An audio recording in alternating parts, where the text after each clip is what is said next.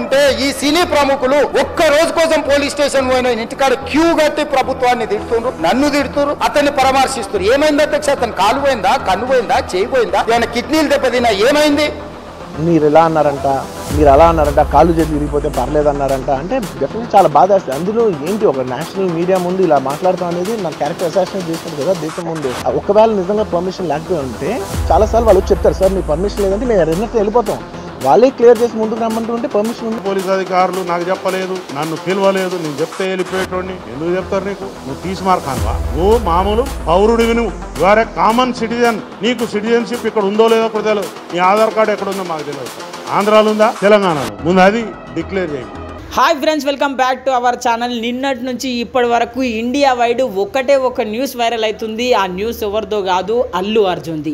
నిన్న సీఎం రేవంత్ రెడ్డి అసెంబ్లీలో మరి ఆయన చేసినటువంటి వ్యాఖ్యలు ఎంత వైరల్ అయినాయో మనందరం సోషల్ మీడియాలో చూసినాం. 9 సంవత్సరాల పిల్లగాడు బ్రెయిన్ డెడ్ అయ్యి ఆక్సిజన్ అందక 20 రోజుల నుంచి హాస్పిటల్లో కోమాలో ఉంటే ఈ సినీ ప్రముఖులు ఒక్క రోజు కోసం పోలీస్ స్టేషన్ పోయిన ఇంటికాడ క్యూ కట్టి ప్రభుత్వాన్ని తిడుతుండ్రు, నన్ను తిడుతున్నారు, అతన్ని పరామర్శిస్తారు. ఏమైంది అధ్యక్ష? అతను కాలు పోయిందా, కన్ను పోయిందా, చేయి పోయిందా, ఏమైనా కిడ్నీలు దెబ్బతిన్నా, ఏమైంది? ఈ వ్యాఖ్యలపై నిన్న అల్లు అర్జున్ ప్రెస్ మీట్ పెట్టడం జరిగింది. సీఎం రేవంత్ రెడ్డి ఏమేం చెప్పిండో అవన్నీ తప్పులే అని చెప్పి ఆయన కుండ బద్దలు కొట్టడం జరిగింది. కేవలం నా ఎదుగుదలను చూసి ఓర్వలేక నాపై నిందలు వేస్తును అని చెప్పి ఆయన కుండ బద్దలు కొట్టినట్టు నిన్న ప్రెస్ మీట్ పెట్టి చెప్పడం జరిగింది.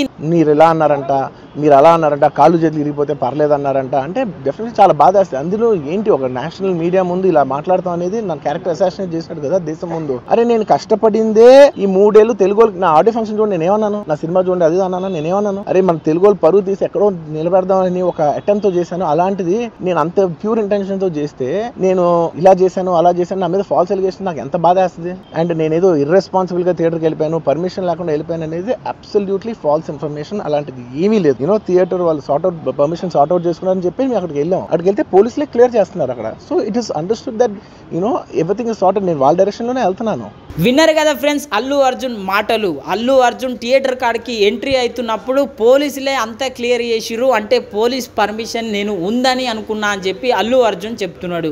మరి ఈరోజు ఇదే విషయం పైన పోలీసులు ప్రెస్ మీట్ పెట్టడం జరిగింది.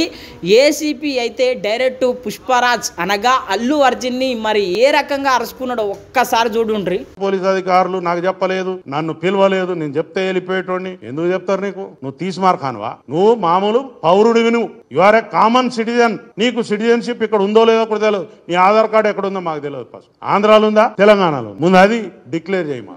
విన్నర్ కదా ఏసీపీ పుష్పరాజ్ అనగా అల్లు అర్జున్ పై ఎంత ఫైర్ అవుతున్నాడు. ఈ ఒక్కటే విషయం పైన కాదు, సినిమాలు తీస్తే సమాజానికి ఉపయోగపడేటట్టు ఉండాలి కానీ ఇదేం సినిమా అని చెప్పి అల్లు అర్జున్ ఇజ్జత్ తీసిండు ఒక రకంగా చెప్పాలంటే.